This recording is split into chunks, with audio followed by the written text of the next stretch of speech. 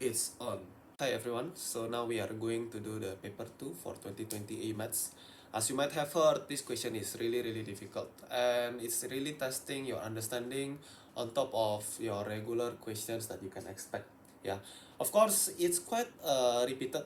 Some of them are repeated questions, but I would say that a few of them are really difficult. For example, the core geometry and maybe the rate of change questions as well. Okay, is a little bit surprise for those two questions, especially the core geometry.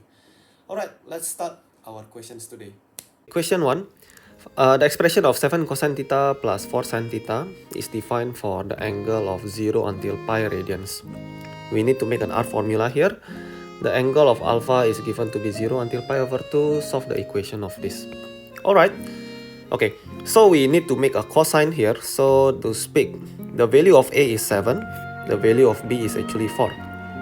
Okay, we can find the R formula, which is A square plus B square. This is like Pythagoras. You get 7 square plus 4 square, which ends up with root of 65. Okay, next is alpha. To get alpha, you start with tangent alpha equals to B over A. So we can get the alpha as tangent inverse of 4 over 7. Okay, this will be equals to 0.519 radian. Okay, put in radian mode. Okay, so we have the R formula, root of 65, then cosine of bracket theta minus 0.519 equals 6. Okay, we are going to solve the question here, equate to 6 unit. Okay, so move the root of 65 away, you got 6 over root 65. We can find the basic angle. Let me just write as B dot A. The basic angle is cosine inverse of 6 root 65, which if you put in radian mode will result in 0.731 radian. Okay, roughly. Okay, so while cosine is positive, you can locate it in the first and the fourth quadrant, but I don't think I'll go to the fourth quadrant because it's too far away. Remember that our main interest is only between pi over 2 and until pi. Okay, for the value of theta. Alright, so back to it. You got the basic angle and you are able to solve the question. Put down theta minus 0.519 equals 0.731. So that theta is actually 0.731 plus by that you get 1.25 roughly. Okay, radian. Now, if you press calculator, okay, pi radian is actually around 3.14. Okay, meaning to say that our answer here is definitely inside the range, so it should be good enough. Okay. Next, state the largest and the smallest value of this. Okay, the largest and the smallest value. Technically, the question here is 80 minus by the answer that we got just now. That is bracket root of 65 cosine of theta minus 0.519 whole thing square. Okay, let me just put a square bracket instead.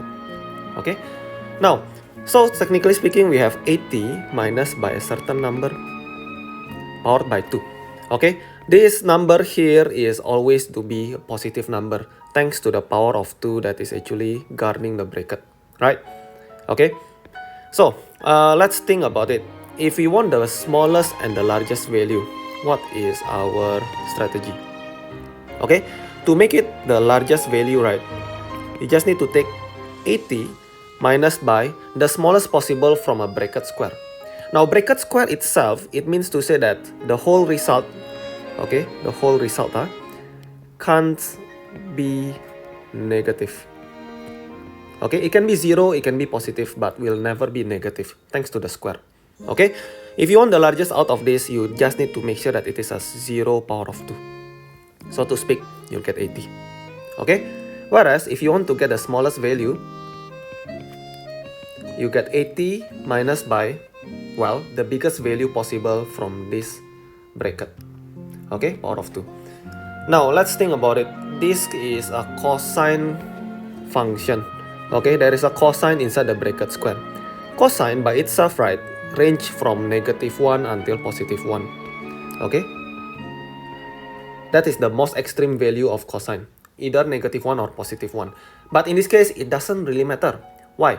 If you pick root of 65, and let's just say that I put plus -1, okay, because I cannot decide, do I take plus, do I take minus, you see? It doesn't matter. You're going to square it anyway. So I put a plus, I put a minus, in the end, GG. I just take 80 minus by 65. 65 lah, because you square it. Okay, there is a square root, but there is a square. Alright, so whether it's a plus or minus inside the bracket here, it doesn't really matter. Well, this will give me 15. Okay, this will be the smallest and that will be the largest.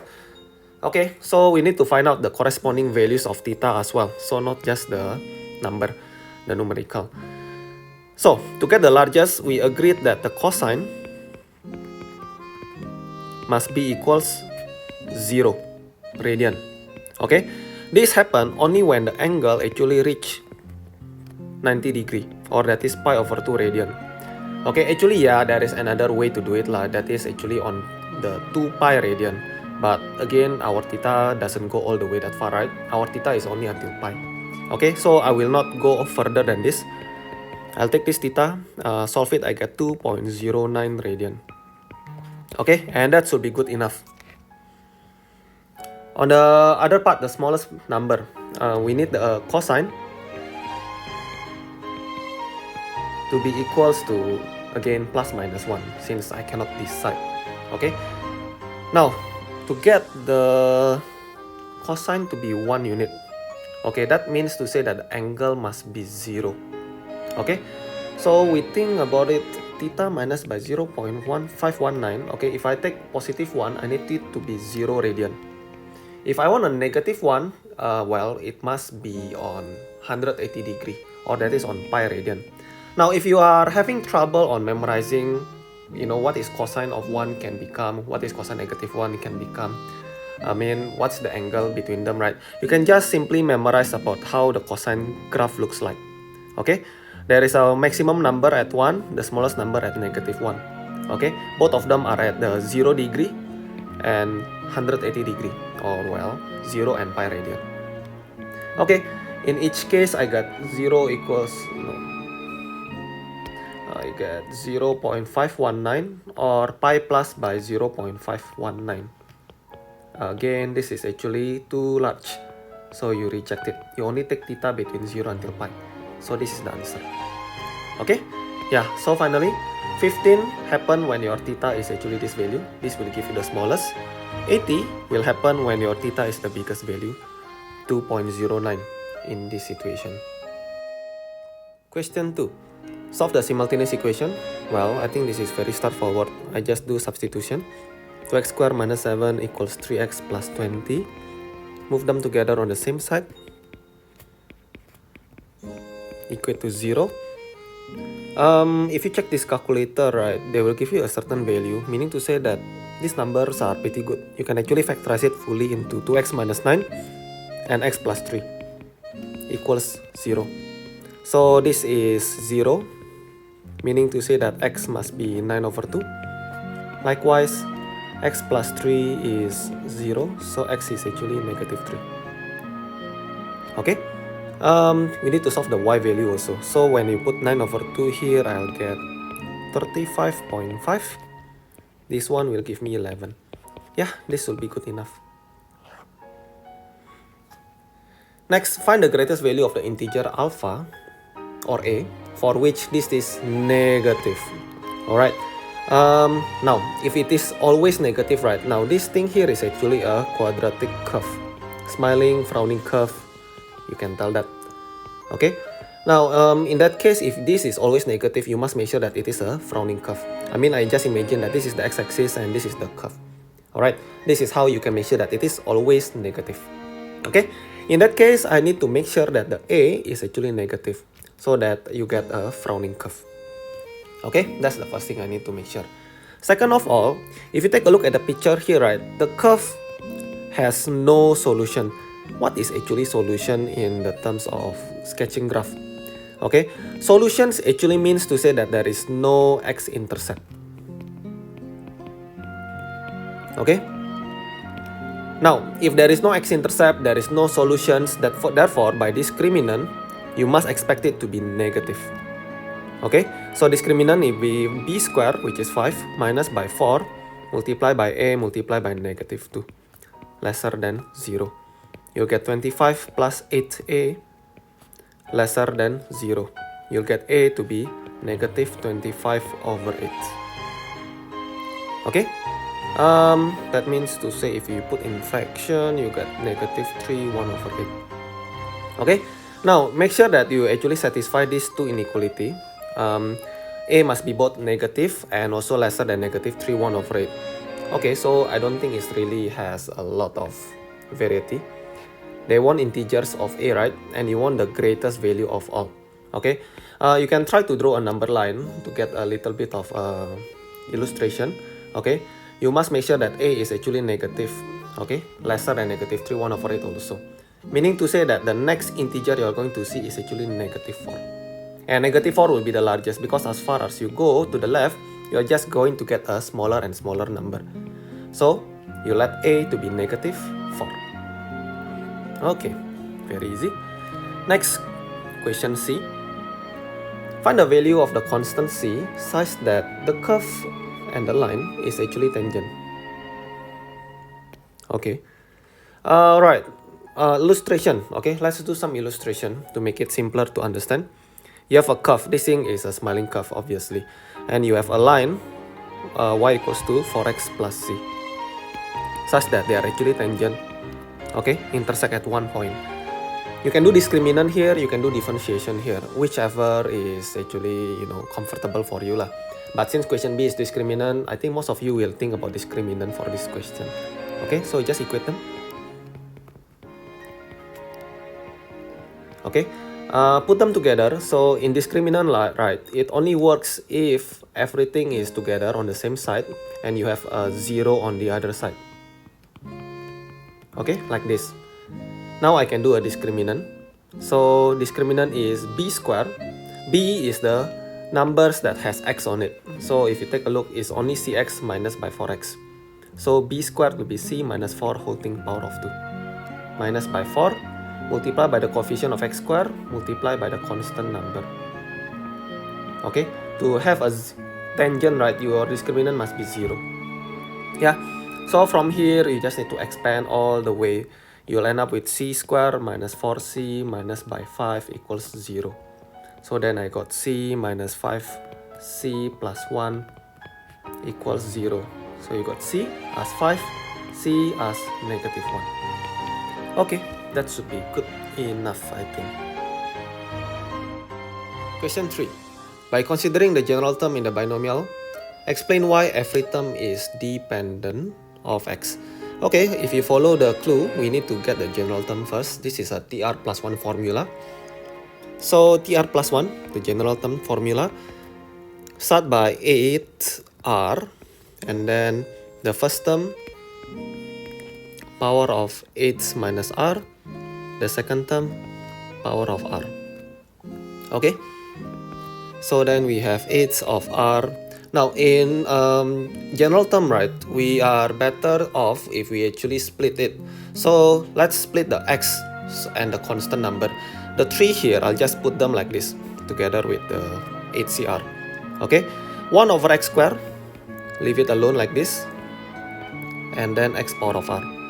Okay, now let's just focus on the x now. Okay, this value, if you use indices, you got x power of negative 2, power of 8 minus R, and then x power of R. So then you got x power of 2R minus by 16 with x power of R. Together they'll be x power of 3R minus by 16.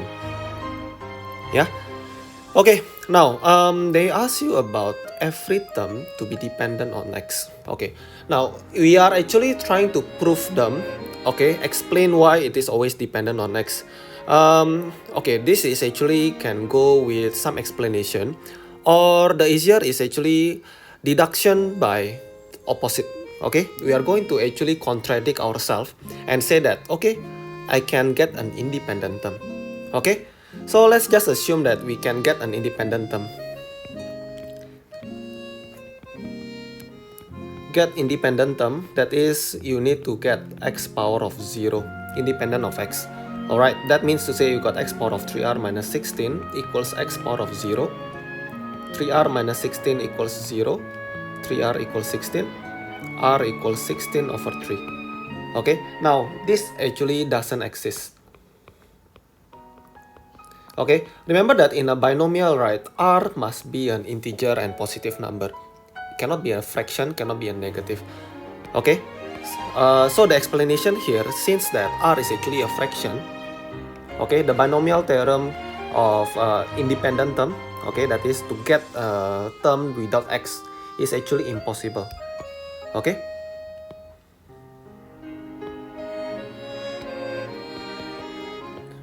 impossible to get term independent of x.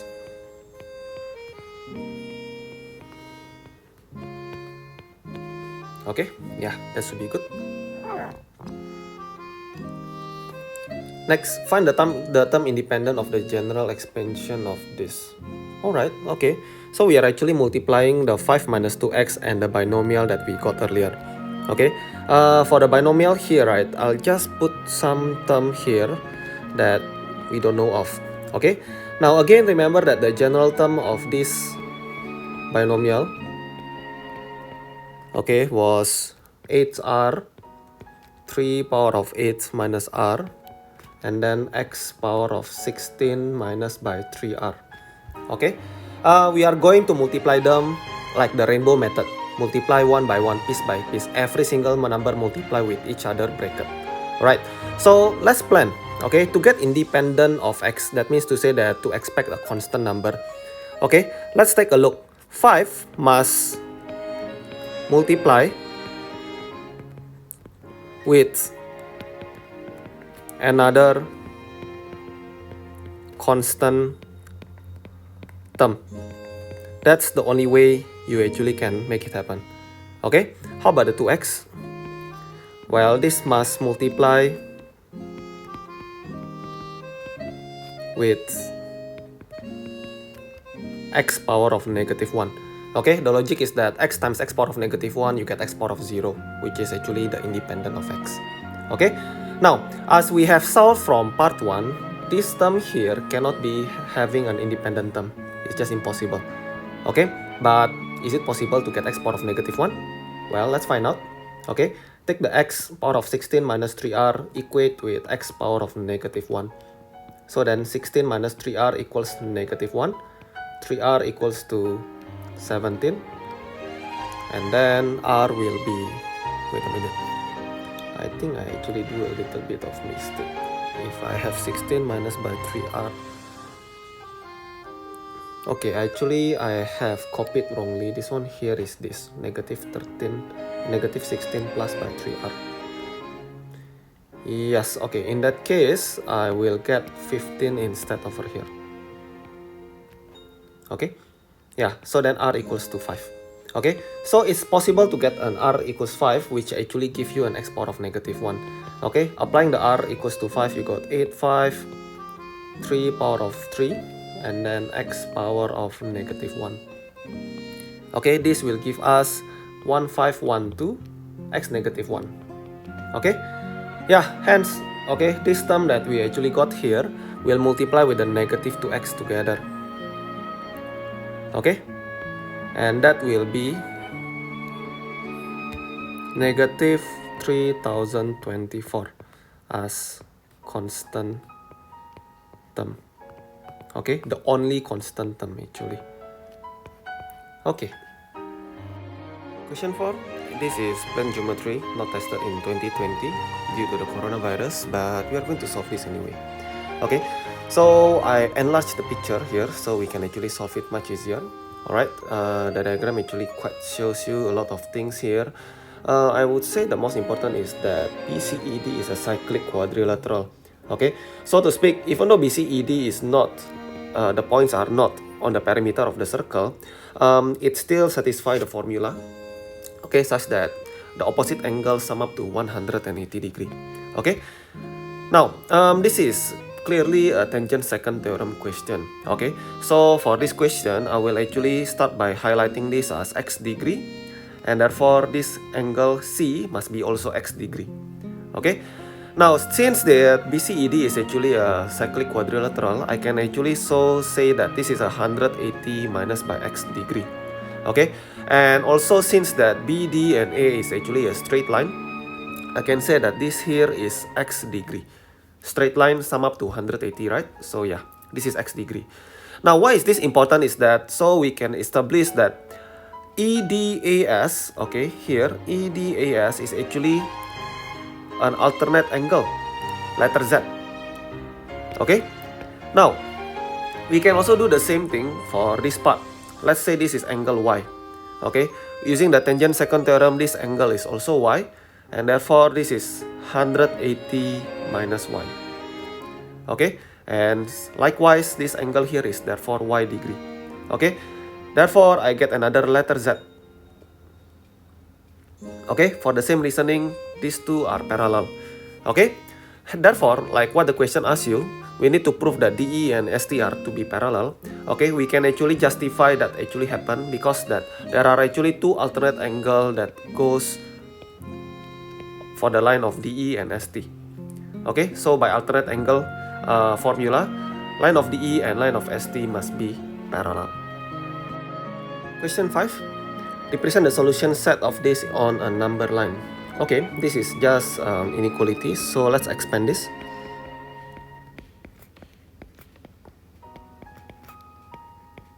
Okay, apparently this is a quadratic, so I'll move them together on the same side, giving me these values. Okay, alright, if we try to key this in calculator, mod 3, you're going to get a few solutions. So I can actually factorize this nicely. I'll get the factors are as x plus 3 and 2x plus 5 greater equals 0. If you let this to be 0, right, the solution will be equals to negative 5 over 2 and equals to negative 3. Okay, but this is an inequality. So I need to draw it. This thing is a smiling curve because it's a positive x squared. There are two intersections, negative 3 on the left, negative 5 over 2 on the right. Okay. The graph actually indicates they want it to be greater than equals 0. So I want the graph to be above the x-axis, over here and over there. Okay, so we conclude that x is lesser than equals negative 3 or x greater than equals negative 5 over 2. Okay, show it on a number line. So if you do a number line, just put negative 3, negative 5 over 2, black dot to the left, black dot to the right. Okay, that should be good enough. If you want to shade it, will be also perfect. Okay, next, question B. Clearly labeling each graph, sketch this and that. Alright, the first graph and the second graph, I don't really remember or memorize any of the graph. Okay, what do I do is that I'll just try to find out using some values of x and y, and that is the table method, the one that you learned since Sec 1 and in EMATS also. Okay, now let's try some number of x, 0, 1, 2 and 3. Okay, point out that x is supposed to be greater than 0, so I don't bother to check the negative value. Okay, I don't really need to put the 0 actually because they want greater than 0, not equals to. But never mind, let's just check it. Okay, put a 0, I get this. Put a 1, you get 3. Put a 2, you are going to get quite a decimal number lah. I think it's around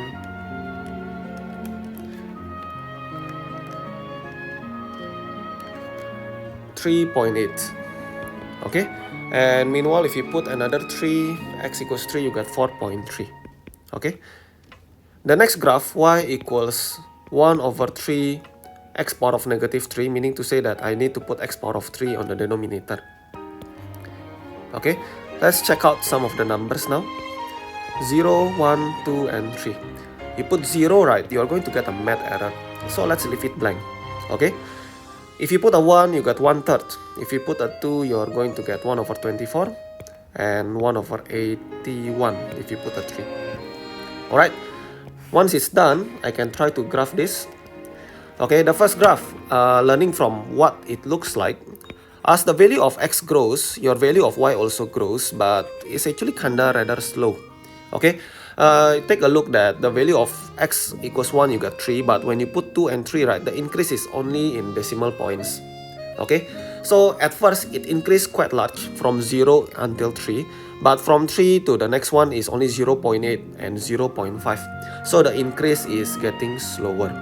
Alright, this indicates that the graph will look something like this. Okay, it does increase, but it just rather slow once the value of x grows larger. Okay, y equals 3x power of 1/3. Yeah. Next, y equals 1/3 of x power of negative 3. The value of x and y you can see over here. Okay, this one, when x equals 0, right, you get math error. For now, you can actually assume that math error is actually somewhat an infinitely large number. Okay, you put 1, you put 2, you put 3, the value of x just getting smaller and smaller, close and closer to 0. But I wouldn't think of number to be the number of negative lah.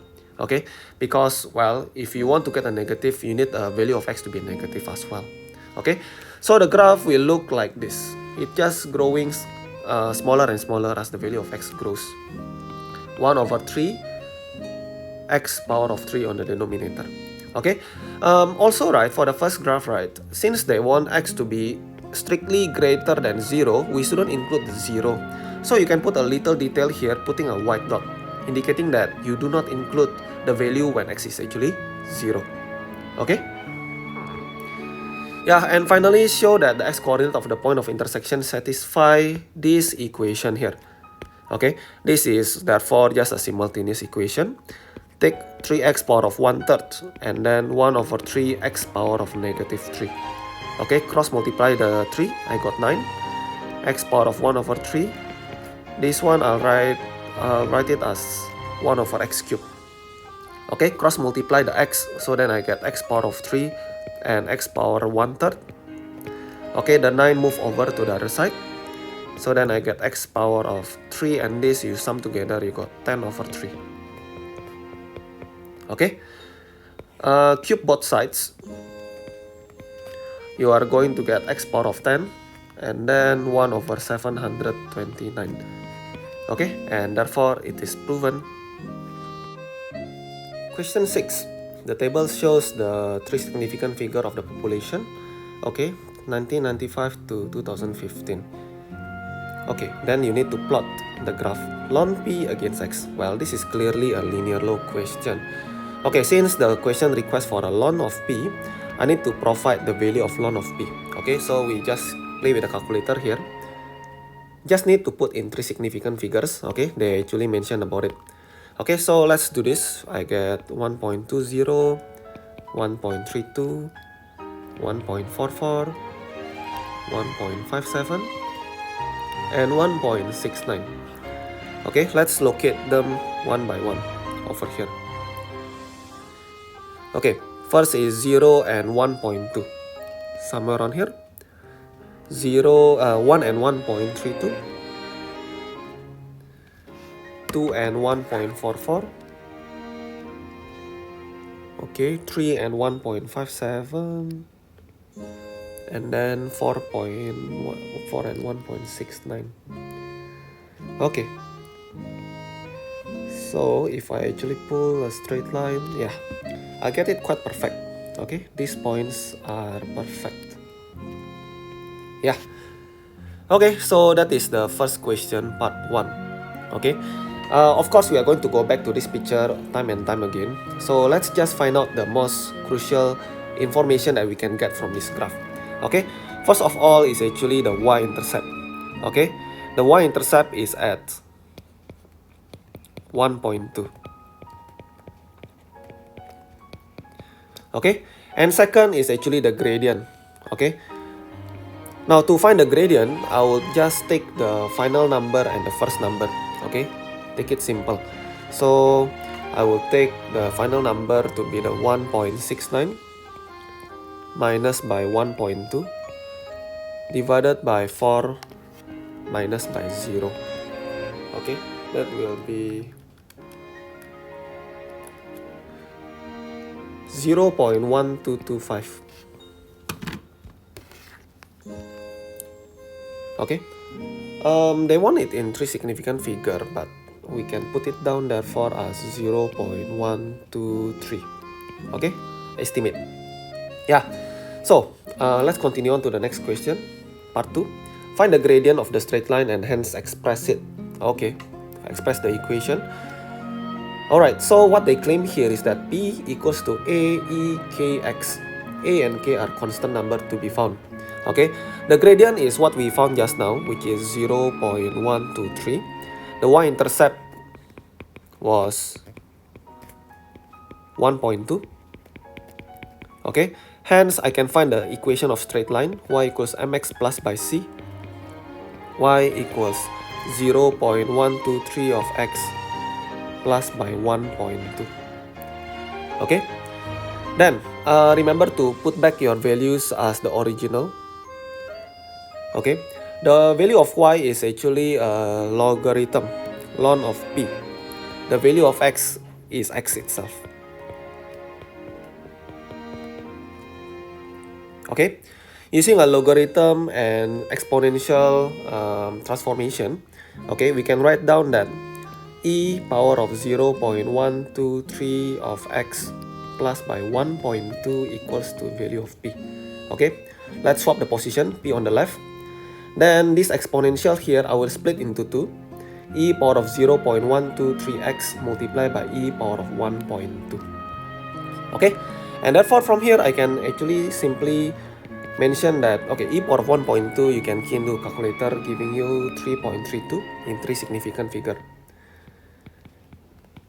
Okay, so yeah, that's the value of p that we got. Okay, A is 3.32 and K is 0.123 estimate. Okay, next, if the model for this population remains valid, find the first year of the interval in which the population exceed 8 million. Okay, so we want the population to be at least 8 million or more. Let's just set the p to be 8. Okay, using the formula we got just now, 3.32 and yes, 3.32 e power of 0.123 of x.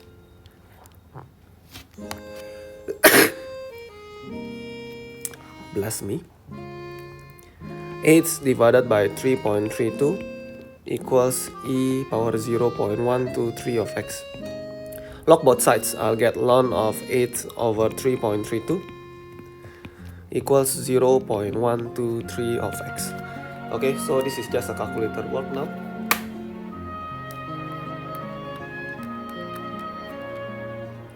I'll get the value of x immediately as 7.15. Okay, so to speak, you need the x to be 7.15 to reach 8. Okay, but that also means that if you want to find the first year of the interval in which the population exceed 8 million, meaning to say that when x equals to 7, right, the population is not 8 million yet. Okay, what you need to make sure that happen is that you need your x to be 8. Okay, 8 years. Alright, yeah, so yeah, for the question here is this. Oh, but notice that they also say the variable x is measured in units of 5 years lah. Okay, so yeah, I will take 8 as your value of x, but I need it to multiply by 5. Okay, so 8 multiplied by 5 is 40 years. Okay, and therefore 1995 plus by 40 years is, well, 2035. Yeah, okay, will be good enough. Okay, so next is question 7. Show that the differentiation will become, well, that thing. This is a product rule. Okay, so let's differentiate one by one. Differentiate the x, we give you 1. Copy down the 3x minus 5 power of 5 over 3 plus by, copy down the x, then differentiate the second part, which is giving you 5 over 3, then 3, and then 3x minus 5 power of 2/3. Okay, simplify that. The 3 cancel up. Okay, giving us 5x and then 3x minus 5 power of 2/3. The second part, well, nothing happened. Okay, now with this I can factorize the common term. Okay, 3x minus 5 power of 2/3. Okay, this will give us, bracket 3x minus 5 power of 1. Okay, and then the second is 5x. Yeah, simplify this, I get 3x minus 5 power of 2/3, and then bracket 8x minus 5. Okay, good enough. Next, hence find the integration of this. Okay, this is a hence part when you just did differentiation and then they ask you for integration. Okay, nothing really much. I'll just start by doing integration of the first part. Okay, I'll put this down. This is the result from the first part. If I integrate the result from the first part, I should actually roll back into the x 3x minus 5 power of 5 over 3 plus by c. Okay, so you simply see here, right? What I'm actually writing is actually the question part 1.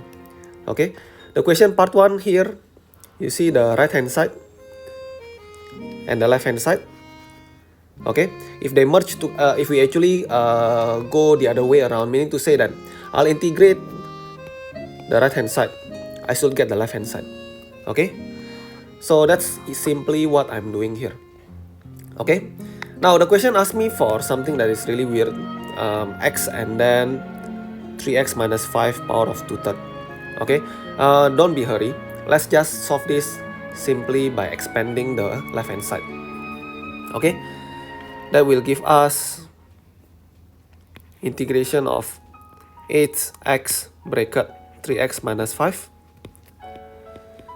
minus by 5, again 3x minus 5 power of 2/3 dx.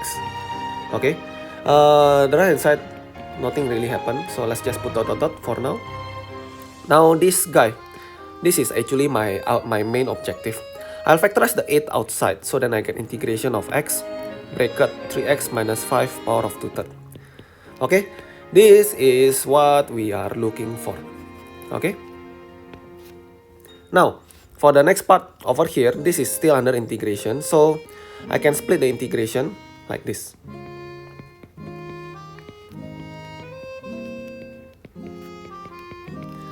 Okay, simplify this guy. If you want to integrate this, I'll get the 2/3 will become 5 over 3. Okay, so let's put it down, power of 5 over 3. Okay, then you need to divide by the new power, and also you need to divide by 3 itself. Okay, this is the integration, which will simplify, cancel, cancel, cancel, cancel. Oh, so you are left with only the bracket here. Okay, naturally you need to put a plus c as well, but since we already put a plus c in the very beginning, there is really no need to do that. Okay, so this result here, we are going to move to the right hand side. Okay, we are running out of space here, so let's solve it here. So the left hand side, I'm left with 8 integration of x 3x minus 5 power of 2/3 dx. The right hand side, I'll be having 3x minus 5 power of 5 over 3 together with the right hand side, the original x 3x minus 5 power of 5 over 3 as well, plus c. Okay, yeah, we are pretty much done. What we need to do is just divide the 8s over there. So then we have 3x minus 5 power of 2/3. This is our main objective to solve, correct? Okay, the right hand side, if you want, you can actually factorize lah, because notice that 3x minus 5 power of 5 over 3, 3x minus 5 power of 5 over 3. Okay, if you factorize them, you got x plus 1. Okay, and then the bracket power of 5 over 3 whole thing divided by 8 plus by c. Okay, there is no need to divide 8 to the c, although even if you do it, you won't be penalized, so don't worry about it. Okay, yeah, and that's the result for this question. Okay, I heard that this question actually posed a lot of problems from the feedback of my students, so I would say, yeah, maybe a little bit tricky. What you need to do is just make sure that you expand it. And from there, you actually see that the question is not as difficult as it seems. Okay? Find the value of integration of this and explain what the result implies about the curve. Alright. So this question here is integrating what we got from part 2. Okay, and that will give you the answer just now, 1/8, and then the x plus 1, and then 3x minus 5, power of 5/3. No need to put the c now, because this is a definite integration. So you need to put down the number from -1 until 5/3. Okay, this is just calculator working. Okay, fast forward, you'll get 0. Alright, and therefore I get 0. So what can we actually say here? Okay, the curve. Okay, actually let me just type this. It will be much faster if I actually type.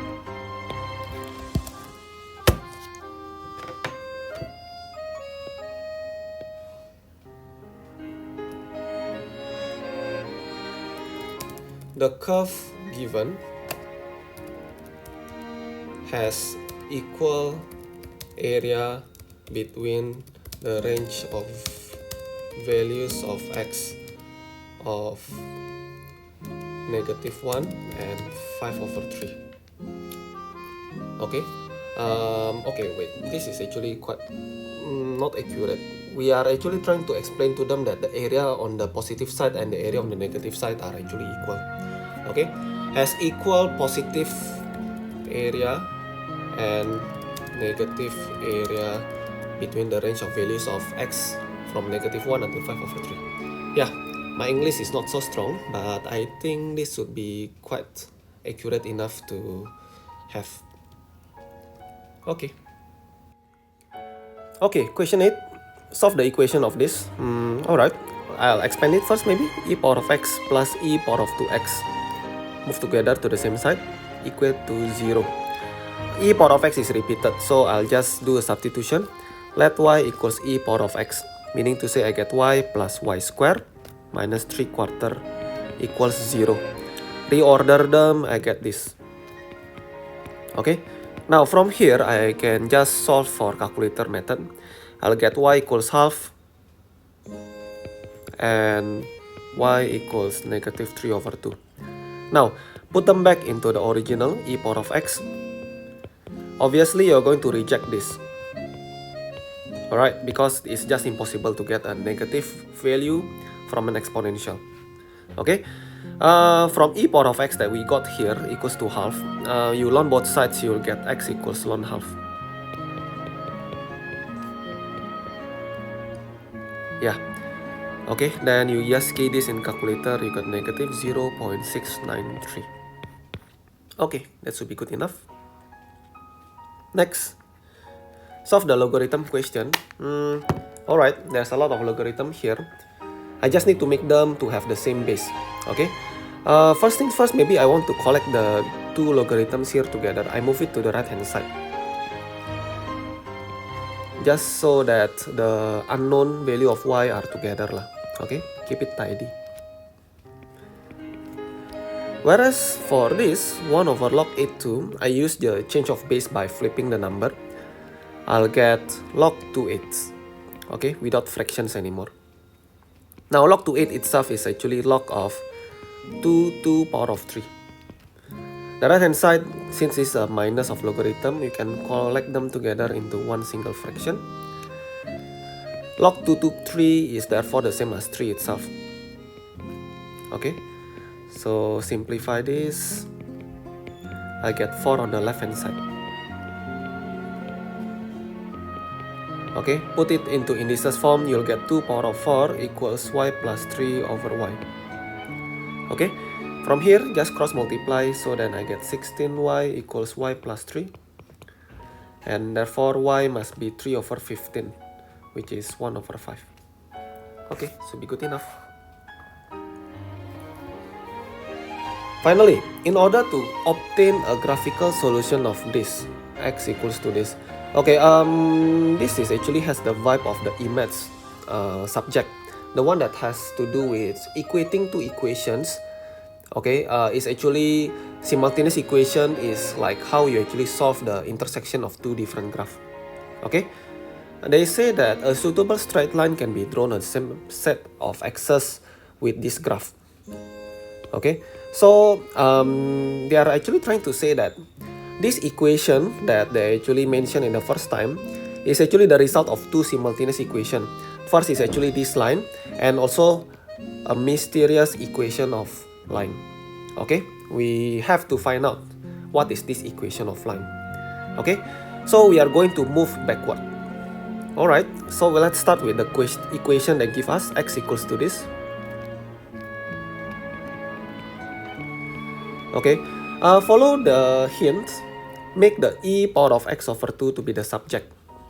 Okay, that means to say that I need to get that done. This is a logarithm with a power of 2. I can take it out, giving me x equals to 2 of ln 2x plus 7 over 3. Okay, move the 2 around, I'll get x over 2 equals ln. Okay, then use the indices transformation of logarithm. I'll get e power of x over 2 equals to the content 2x plus 7 over 3. Okay, now the only thing now I need to do is to make sure that what they claim, this graph of the exponential they give me, okay, actually happen. Alright, so I'll have to make sure there is a 3 on it, 3e x over 2. Multiply the equation by 3. I'll get 3e x over 2 equals 2x plus 7. Okay, and I also need to ensure that I have a 4, plus 4. So I'll plus by 4 on left and right.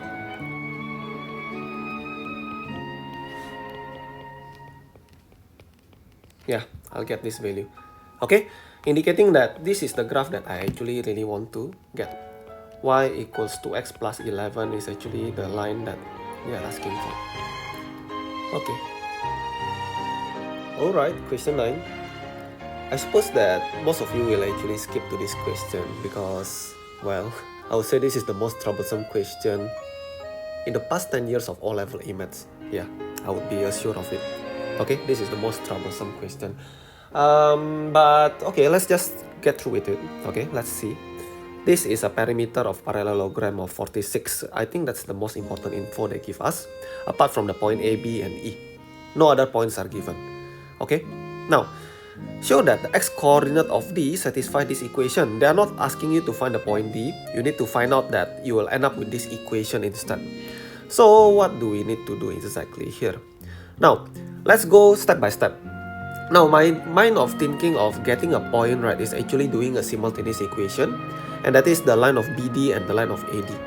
That is quite impossible because we don't know what is the line of AD. Alright, but they also point out about the perimeter of 46. So let's get something that we can get first. Okay, let's find the length of AB. Root of 7 plus 5 bracket square plus by 5 minus 0 bracket square. Simplifying this, you get root of 169, which is actually equals to 13 units. So parallelogram AB is 13, DC is also 13. Since the total length is 46, right? You take 46 minus 13, you'll get 20. Okay, 20 is divided into the length of BC and the length of AD, 10 units. Okay, so yeah, that's what we can get. What's next? Okay, I can't really find out any other information that we can use, but let's find something that we can use. Maybe we can find the equation of the line of BE. Okay, so line of BE, we have the gradient as 6 minus 5 over 5 minus 7. That will be 1 over negative 2, negative half. Okay, then we can get the equation of line y equals negative half x plus by c. Put down 5,6. Okay, then we just get the equation as 6 equals negative 5/2 plus by C. So then C is 17/2. Okay, which is 8.5. All in all, the line of BE is therefore y equals negative 1/2x plus by 17/2. Okay, that is the line of BE. Now this is actually crucial because line of BE actually contains point D. Okay, we can actually now, let's just assume that point D is a coordinate of A, B.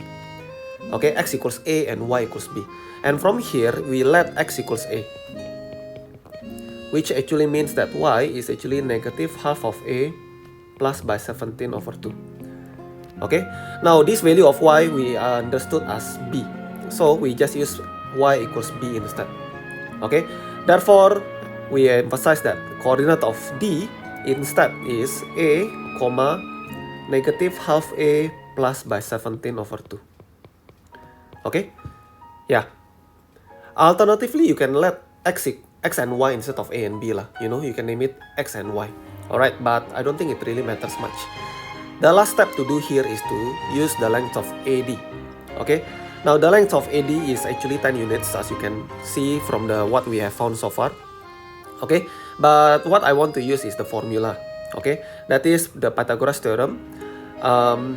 A minus negative 5, which is A plus 5 bracket square, add with B, okay, minus by 0 bracket square, okay, equals to 10. Okay, as we understood that B is actually replaced with the negative half A plus by 17/2. Okay, so we replace the B. Moving on, that will give us root of, okay, you know what, I think I'll just square both sides. Okay, so we don't need to deal with too many square root. Alright, so the left hand side is just A square plus 10A plus by 25 plus by B square equals 100. Okay, we replace the B with the value that we got just now, the coordinate of D. So A square plus 10A plus 25 plus by negative A/2 plus 17/2 bracket square equals 100. Okay, let's move everything. Expand it, you got this whole thing.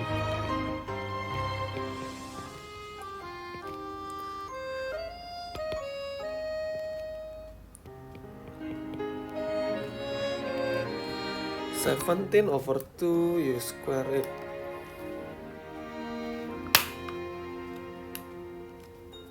Give us 289/4.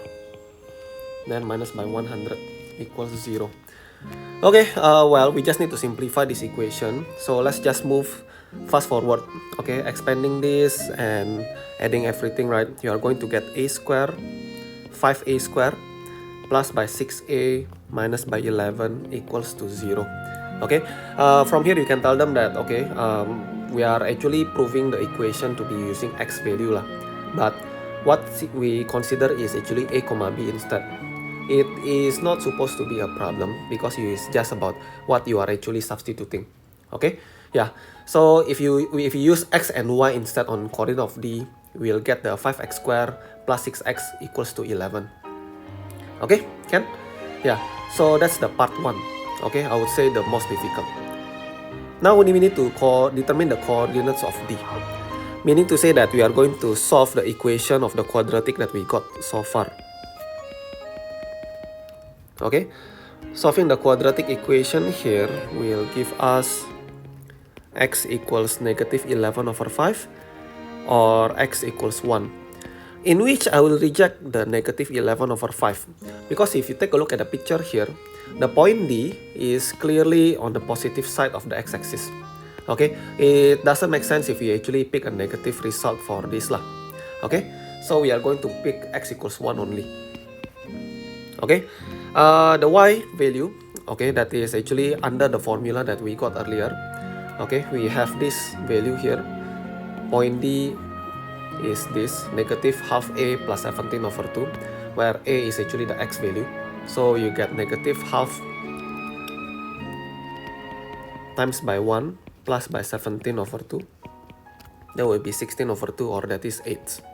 So the y is actually 8. The coordinate is 1,8. Okay, again, explaining the diagram when it's necessary, you just need to point out that the value of b must be positive x value. Okay, and finally, find out the coordinate of c. Okay, coordinate of c is the one over here, far off. Okay, to get this actually is quite simple. I can use a few methods. For example, I can find the equation of BC.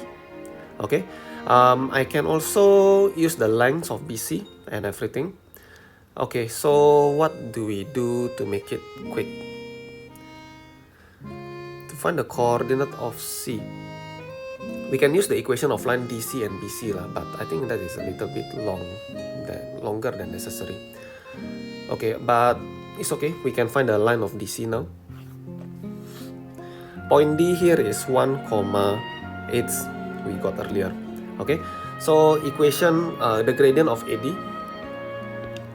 The gradient of AD is 8 minus 0 over 1 plus 5. 4 over 3. Okay, that will be the same gradient as a BC. Okay, then for the gradient of DC, the gradient of DC is the same as the gradient of AB. Okay, which is 5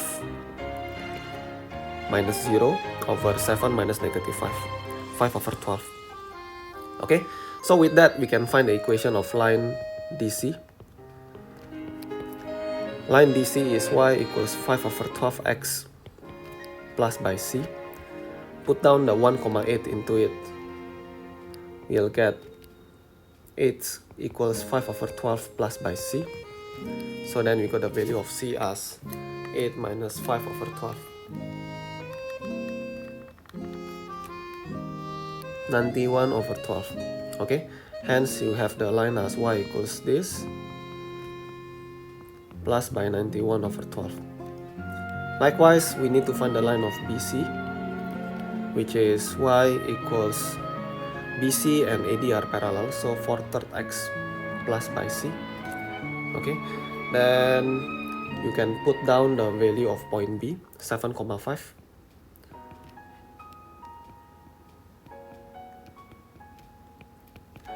We have 5 minus by 28 over 3. Yeah, hence the line is y equals 4/3 x minus by 13 over 3. Okay, so quite a messy one. We take this line of BC and DC and do simultaneous them together. Okay, and that will be how you can get the point C. Fast forward, the point C will be given as 13,13.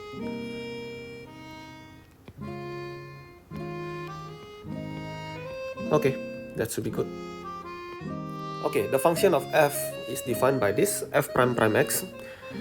Given that x equals half, the normal of the curve is this, the point of that. Okay, the question asks you to find out f prime x. Okay, given f double prime, and also the line of x equals half is a normal to the curve when y is actually 1/4. Okay, let's start by thinking how to get f prime x. F prime x is actually the integration of f double prime of x. Okay, so simply just put down the equation 48x squared plus by 2 exponential of 2x minus 1 dx. Okay, therefore f prime x is 48x cubed divided by 3 plus by 2e 2x minus 1 divided by 2 plus by c.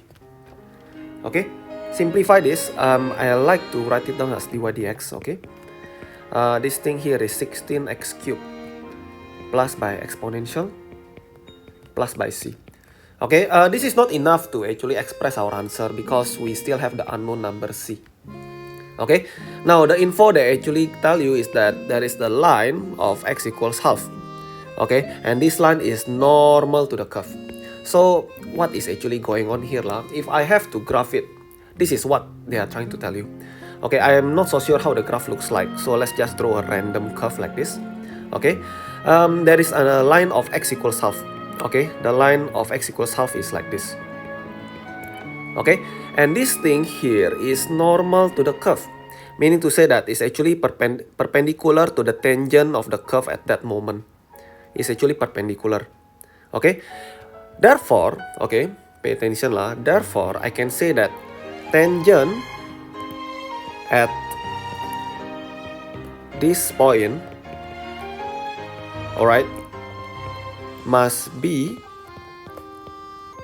a horizontal line. Okay, think about it carefully. Okay, x equals half is a perfectly vertical line, and that perfectly vertical line is a normal. Okay, if you are talking about normal, therefore the tangent must be the 90 degree of it, and 90 degree of a vertical line is a horizontal line. Okay, so the key here is to understand that the tangent at that x equals half, okay, must be a horizontal line, which of course have the gradient of 0. Okay, so our main pointer here is when x equals half, you got the gradient of 0. Okay, so back to the question. I can put 0 on my dy dx, and I can put x equals half into my equation.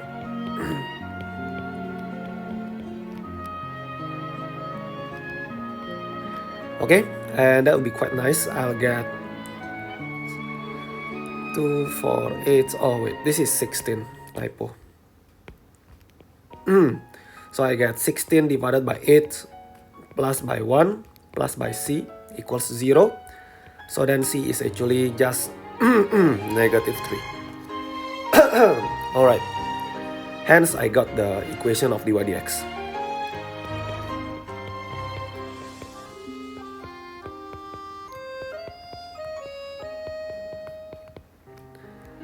Okay, that should be perfect. Next, find the expression of fx. Okay, so we have found our f prime x. If we got my fx, meaning to say I just integrate my f prime x.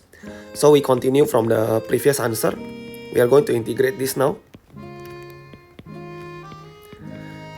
giving us 16x power of 4 divided by 4 e to x minus 1 divided by 2 minus 3x plus by c. Okay, the information we are going to use here now is the fact that y is actually 1/4 at the moment of x equals half. Okay, so we can substitute half. Oh, what was the y again just now? 1/4. Half comma 1/4 substitute. So you get 1/4 equals to yeah, now it's just a calculator working lah. Okay, 16 divided by 4 is 4, by the way. So you get 4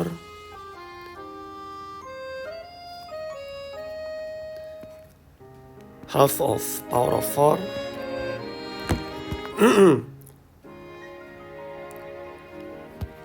plus by half plus by half of exponential 2 bracket half minus by 1 minus by 3 over 2 plus by c. Okay, you work this out, you'll get the value of c as 1 unit. Okay, hence you got the function 4x power of 4 plus by half of exponential 2x minus 1 minus by 3x plus by 1. Okay, just nice. That's the function. And finally, show that the equation of the tangent of the curve at the point where the curve intersect the y-axis. Okay, intersect the y-axis. That means to say that you need to let x to be 0. Okay, let x equals 0 into the equation of tangent. So we need to go back to our differentiation, dy dx. Okay, our dy dx was 16x cubed plus by e power of 2x minus 1 minus by 3. Put down the 0 in, I get 0 plus by e negative 1 minus by 3, which is 1 over e minus by 3.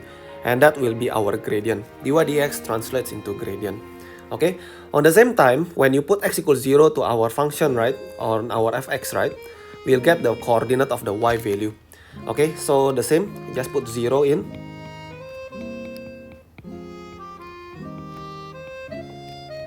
Okay, this will give us 0 plus by 1 over 2e plus by 1. Okay, So this is our y coordinate. Okay, this is our gradient. You want to find an equation y equals mx plus by c. So, or you can use the formula y minus y1 equals to mx minus x1. Okay, I think I'll use this alternative formula. Okay, you can stick with the usual formula. This will work as well. Yeah. So then I get y minus by half. This is minus minus by 1 equals to gradient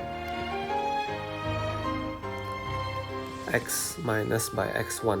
x1 is 0. Okay, so you got y minus by 1 over 2e minus by 1 equals to x over e minus by 3x. The question asks to make us no fractions. Okay, multiply everything by 2e.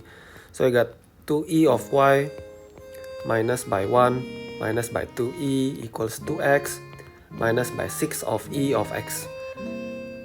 Okay, put all the 2e together. You can see here they want to factorize the 2e. So let's collect them and factorize them together.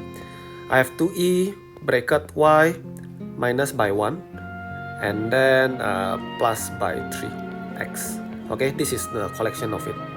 Yeah, I think it's quite simple, just factorization. Okay, hence shown already. Okay, last question is 11. This is cone. Okay, the height given to be this and everything. I think all of them are pretty clear. What do they have here? Okay, first is to show that V, which is the volume of the liquid, to be proven to be this amount. Okay, the liquid itself, okay, let's color it, is actually here because it's very blur. Yeah, the shading is not so clear. Okay, yeah. Standard way to solve this kind of question is just find out the volume of liquid, let's just say water. This is equals to the volume of the container minus by the volume of the empty space. Okay, volume of the container I think is quite simple. It's just volume of a cone after all. So this is 1/3 pi. The radius is 15 power of 2. Then multiply by the height, which is 25. Okay, counting this will give you 1875 pi. Leave the pi alone because that in the final answer they leave the pi alone as well. Okay, next find out the volume of the empty space of the container. Now to find the volume of the empty space, we need to get the radius and the height first. If you take a look here, they only give you the height x centimeter. So we need to find out the radius. This kind of question, volume of cone, of rate of change, and etc. Right? Usually they use similar triangle. The similar triangle that we have to take a look is this. Okay, I think it's very clear they are actually similar here. You don't need to really show the SAS or AAA like that kind of thing. Not necessary. Okay, let's just get the ratio. First of all, I can see the triangle, small triangle, and the big triangle, S and B. Okay, the small triangle, the ratio of the height is x, and the height of the big one is 25. This must be equals to the base. Let's call the base of the small triangle as R. Okay, and then the big one is 15. Okay, so from here I can cross multiply. I get 15x over 25, which also simplify into 3 over 5 of x. Yeah, this is therefore the radius of the smaller cone. Okay, the empty space that we are going to use. Okay, so let's continue. 1/3 pi r square, the radius is 3 over 5x, bracket power of 2, multiply by the height, which is x. Okay, simplify this, I'll get 3 pi x cubed over 25. Yeah, okay, so these two values, we need to minus them. Hence, you got the volume of the water,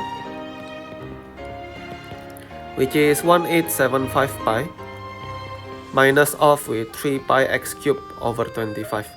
To prove what they claim, I just need to factorize the 3 pi. Okay, bracket, put down the number 625 minus by x cubed over 25. Okay, just like that. Proven already. Okay, next is part 2. The rate of the flow of the liquid.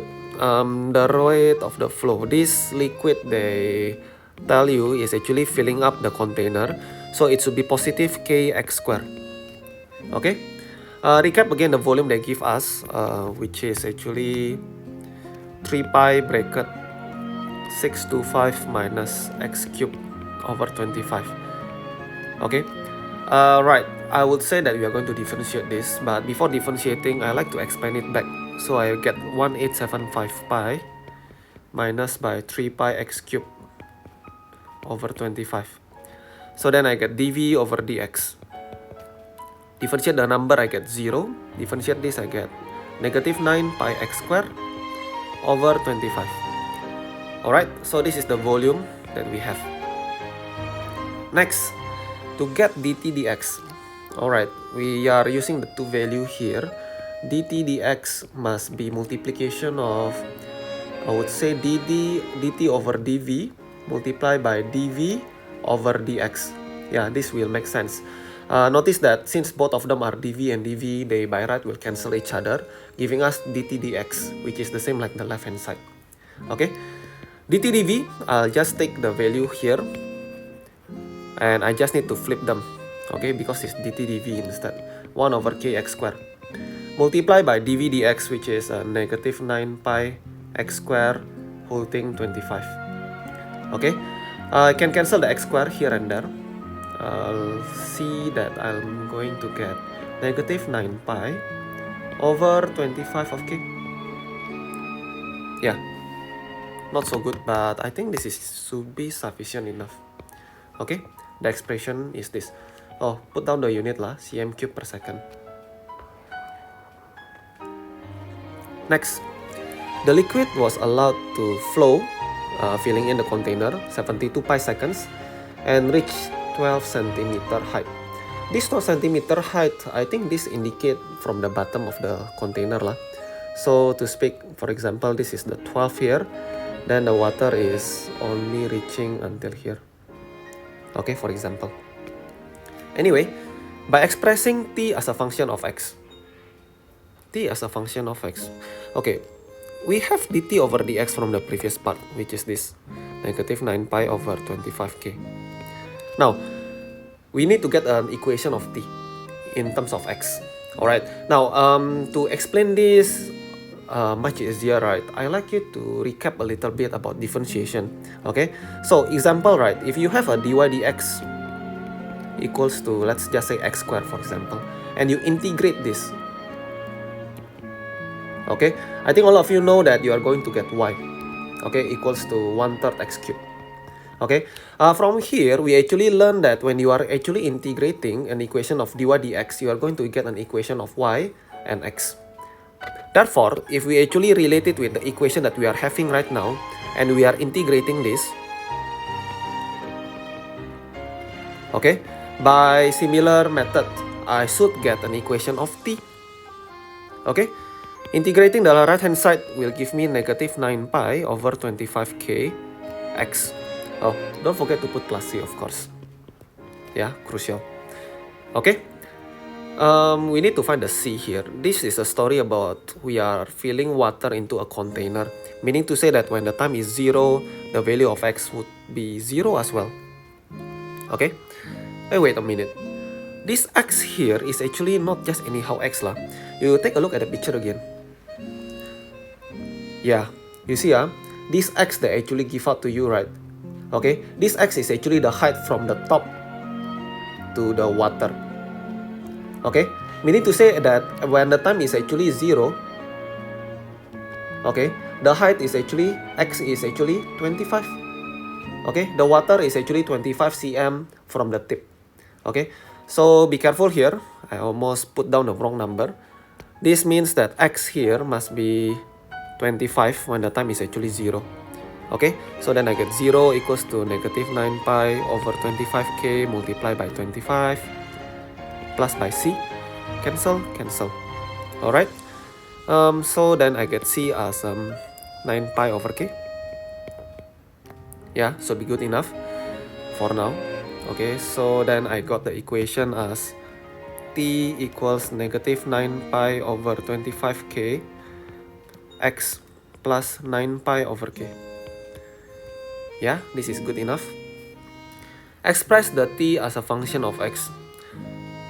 Okay, done already. Now we need to find the value of k. Well, this is where the two values that they are giving us in the start should be quite beneficial. The liquid reached 12 cm. Now again, I must remind you that x is actually height, or distance from tip of the cone to water surface. Now hence, when they are asking you for the liquid to reach 12 centimeter, right, you are supposed to let your x to be 13, given that the height of the cone is 25, remember? Alright, so be careful here. At that moment, the time is actually 72 of pi. Okay, so with these two values, we are going to put the number into the equation. 72 of pi equals negative 9 pi over 25k multiplied by 13 plus by 9 pi over k. Well, there is so many things here. Okay, we just need to clean up lah. The pi cancel. Okay, I think I'll just keep the same denominator. Negative 9 times by 13 will give you 117 negative. And then make the same denominator, so plus by 25 multiplied by 9. And then 25k. Okay, cross multiply, I'll get 25 multiplied by 72 is 1800 of k equals to negative 117 plus by 25 multiplied by 9, which is 108. So then k must be this number divided by 1800, which is 3 over 50. Okay, if you are wondering what was that slamming voice, is actually my calculator running out of battery. So, tips, you can hit your calculator to your hand and they will turn on again. Okay, I think that's all for the O-level paper 2. No more questions, right? Yeah, no more. Alright, so that concludes all of the O-level paper 2020. E-Maths and A-Maths, I've covered everything already. If you have any request for a specific year, you want to see how I actually solve it, please leave a comment below. If you feel like you want me to cover maybe A-level paper, IB paper, you can also leave a comment below. I'll try to see it. But I also need the source material, so you need to maybe send me a link of whatever documents you want me to actually answer. In the meanwhile, maybe I'm going to actually plan to solve or explain about topical questions. Maybe like I'll introduce you about indices, trigo, and everything. Alright, so see you on the next video again. Bye bye.